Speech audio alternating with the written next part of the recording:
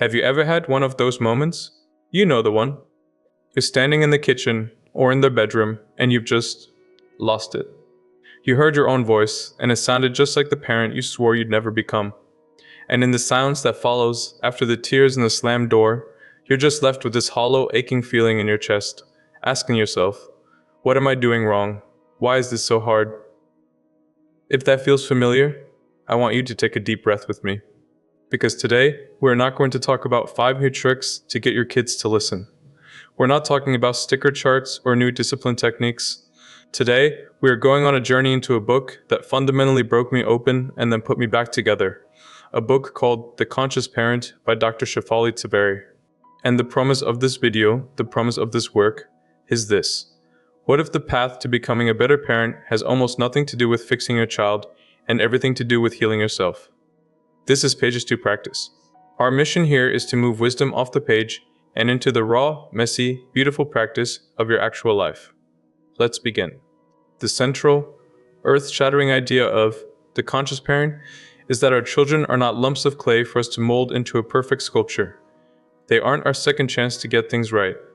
They are mirrors. That's it.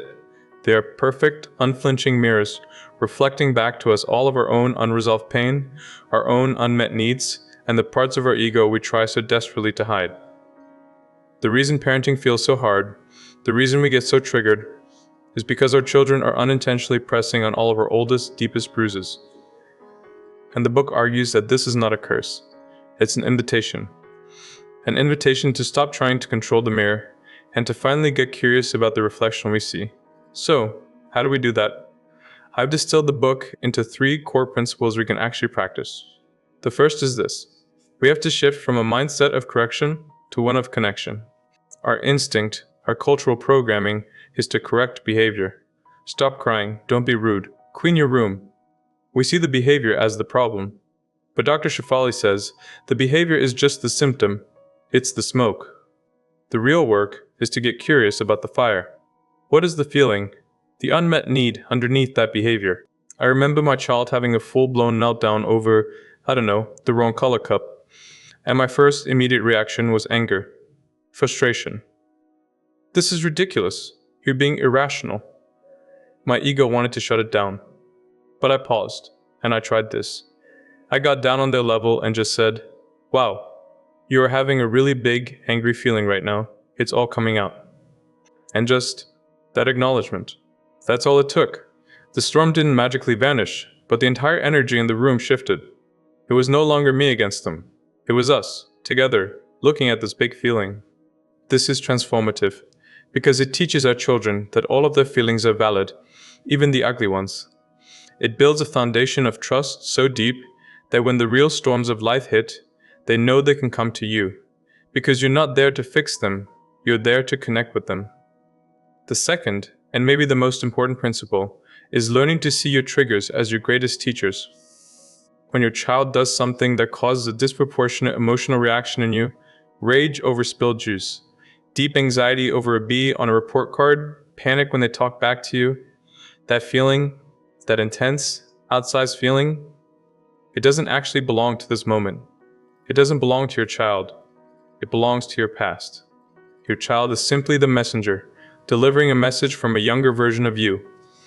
A version of you that felt unheard, or controlled, or not good enough. So when you feel that hot surge of anger because your child is disrespecting you, the practice isn't to yell louder to demand respect.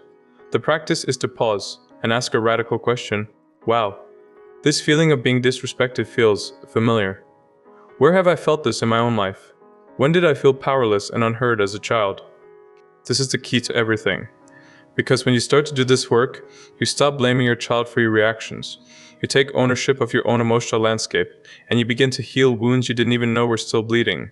You can finally respond to the child in front of you, instead of reacting to the ghost of your past. And this leads to the third principle, which is one of the most painful and also the most liberating. You must release the fantasy of the child you thought you'd have. We all have one. Whether we admit it or not. The fantasy child. The one who is a great student and popular and athletic and grateful and never talks back. The one who fulfills all the dreams we couldn't. This fantasy is a creation of our ego. And our real child, the messy, quirky, loud, sensitive, defiant, and gloriously imperfect human standing in front of us, can feel like a constant disappointment when we measure them against that fantasy. The work here is to consciously grieve the loss of that fantasy, to let it go, to have a little funeral for the child you expected, so that you can finally, fully, and unconditionally embrace the child you have. To love them for their path, not the one you designed for them. This releases an impossible burden from their shoulders, and it frees you to love them for who they truly are. Okay, so this all sounds profound, maybe a little intimidating. So how do we actually practice this? This is Pages to Practice, so let's get to the work. I have 3 exercises for you, drawn directly from the spirit of this book. The first exercise is the Trigger Tracker Journal. For 1 week, I want you to just be an observer. When you feel that hot, disproportionate emotional reaction to something your child does, pause. Later that day, in a notebook, I want you to write down 3 things. 1, the event. Just the facts. Leo spilled his milk all over the floor. 2, your reaction. Be honest about the intensity. I felt a surge of 10-10-1-10, rage, and screamed at him. And 3, this is the most important part, the story. What was the story your mind immediately told you? He's so careless. He never listens. He's doing this on purpose to annoy me.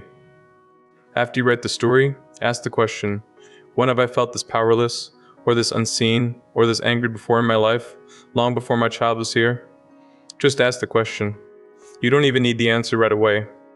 The expected outcome here is to create a sacred pause between the trigger and your reaction. You start to see that the story is the source of the suffering, not the event itself. The second exercise is the connection before correction. Pause. This is simple, but not easy. Make a rule for yourself. In a moment of conflict, before you say a single word of correction, advice, or punishment, you must do 2 things. Take 1 single, deep breath, and ask 1 connecting question.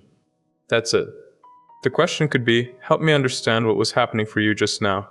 Or, that looked really frustrating, what's up? Or simply, I see you're angry. Tell me about it. The expected outcome here is profound. It instantly de-escalates the power struggle. It models emotional regulation for your child. It reminds your own nervous system that this is not an emergency.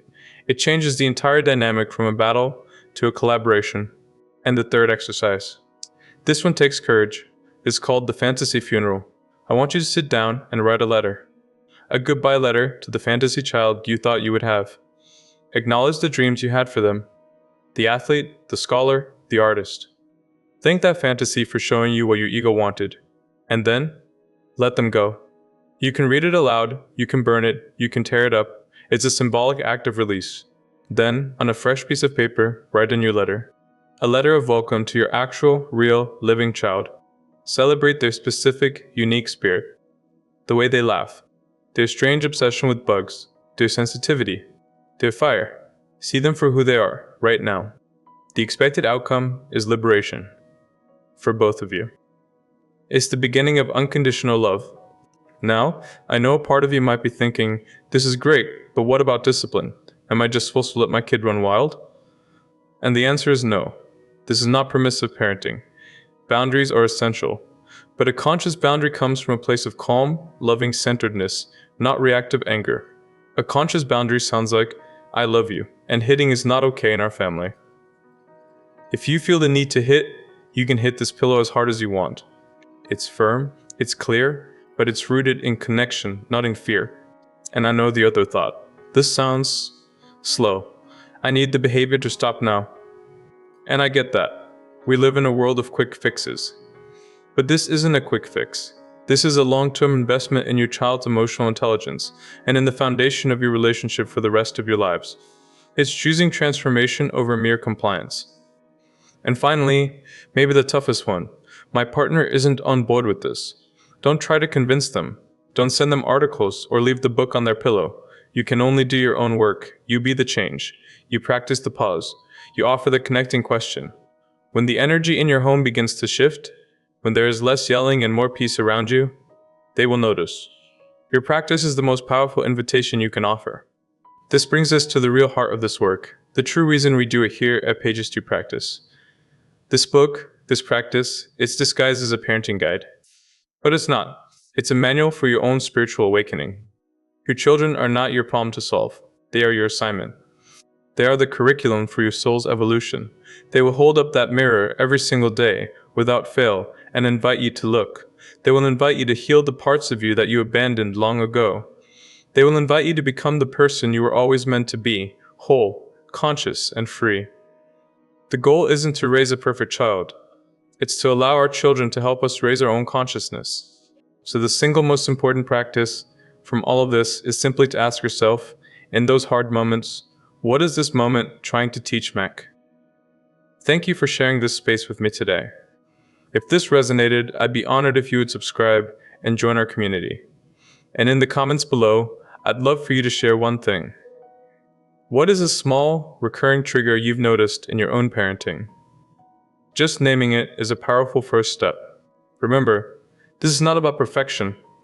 It is, and always will be, about the practice. Be kind to yourself on the journey.